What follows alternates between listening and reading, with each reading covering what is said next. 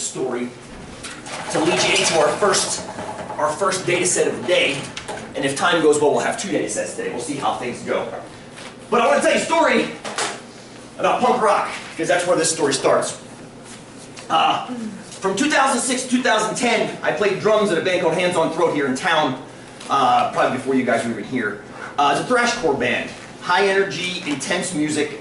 We play hour-long sets, usually play about 20 songs in an hour, which is ludicrous when you think about that. I mean, there's a reason nobody ever heard of us. Nobody could stand being in the same room with us. We were clocked at 115 decibels on average at a show. That's roughly the size of a Cessna taking off. So people also stood very far back from us when we played. This is one of our better shows. People actually weren't afraid to get up close with us. This is actually my friend Travis playing drums and me on guitar. We'd switch for a couple songs. My friend Derek took this. I think it's a great picture. So why am I telling you all this? Well, I'm telling you all this because I used to practice with these guys. We practiced once a week on Wednesday night. We practiced from like 6 to 10 on Wednesday nights. And there's a lot of caloric output playing drums for these guys. Okay, I don't know if you guys like the hardcore punk rock music. It's intense. We used to lock ourselves in a 10 by 20 shed, 5 of us. I can't see Ray. Ray's off the camera, they're off to the right. We lock ourselves in this 10 by 20 shed. Now think about what a 10 by 20 shed looks like. Now imagine 5 dudes in it. Now imagine a drum set in it. Imagine 3 amplifiers in it. And you get the idea, right? In the wintertime, we should have collected the freaking energy from that, actually. We generated so much heat in the winter. It'd be 3 feet of snow outside. And we're in there in our boxers playing because it was so hot. But anyway, you can imagine the heat we were generating in massive amounts of caloric output, especially for the drummer. So, what I used to do was I would stop at Del Taco on the way down and pick up 4 half-pound bean and cheese burritos. That was my dinner. 4 of those and a quart and a half of water. That's what I would eat before practice. And I was like, why the hell would you do that? Well, I learned. We'll come back to that too. But anyway, for a while, this is what I was doing. And as I would purchase them, I'd think to myself sometimes, look, they're called Del Taco half-pound bean and cheese burritos. Why are they called that? This is what you stand in line waiting for dinner sometimes. You can find those other places, right? Why are they called Del Taco half-pound bean and cheese burritos? Why are they called that? Because they're half a pound. That's one vote, because they're half a pound. Which in and of itself is an interesting thing to think about. Half a pound of stuff in a shell. Is the whole thing half a pound or just the stuff inside? The whole thing? What was the theory I tested? I said, you know what? Let me see. So the first time I wanted to see, I brought my 4 burritos down to Ray's house. I said, Ray, you got a scale in here? He's like, yeah, in the bathroom. So I went in and I got on the scale with the burrito. And I got off with the burrito down and got back on the scale. And I was going to do this whole subtraction thing. You know, you can weigh like your pets that way if you need to weigh your pets or your kid. Well, you can't weigh a burrito that way. It's too small. So I need more precision. So my buddy Bruce Emerson in the physics department, I say, dude, do you guys have like a wicked precise scale? He's like, yeah, we got one that has 3 decimals of accuracy. I'm like, that's what I want.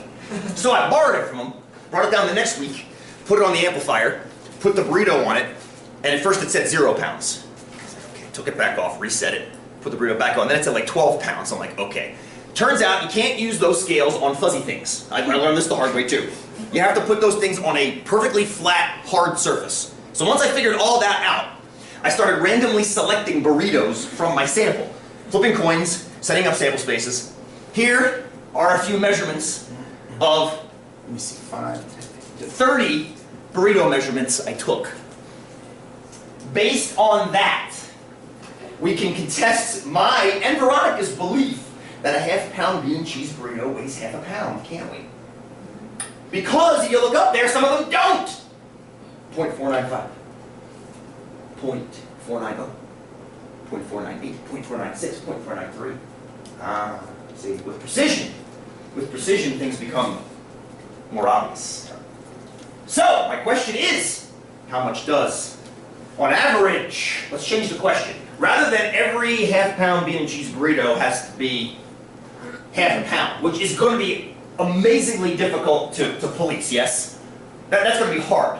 Every single half, and we live in America, right? People could theoretically sue. Say half pound, because what if I half pound bean and cheese, I poured $4.95, put my dollar back. We're America. We're a litigious society.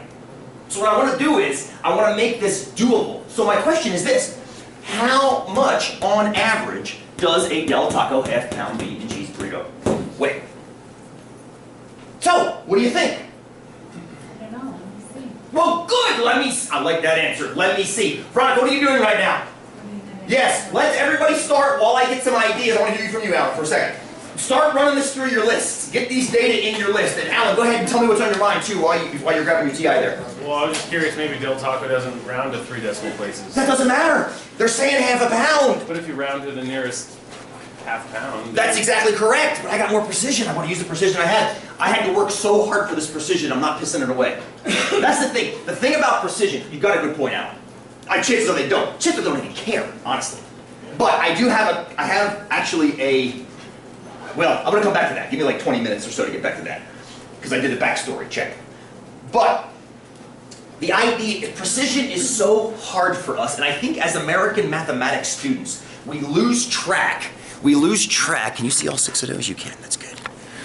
We lose track of precision. We're so used to our TIs spitting out 10 decimal places, 4 point, blah, blah, blah, blah, blah, blah, blah, blah, blah, that we just expect that we always get 10 digits of precision. You never get 10 digits of precision.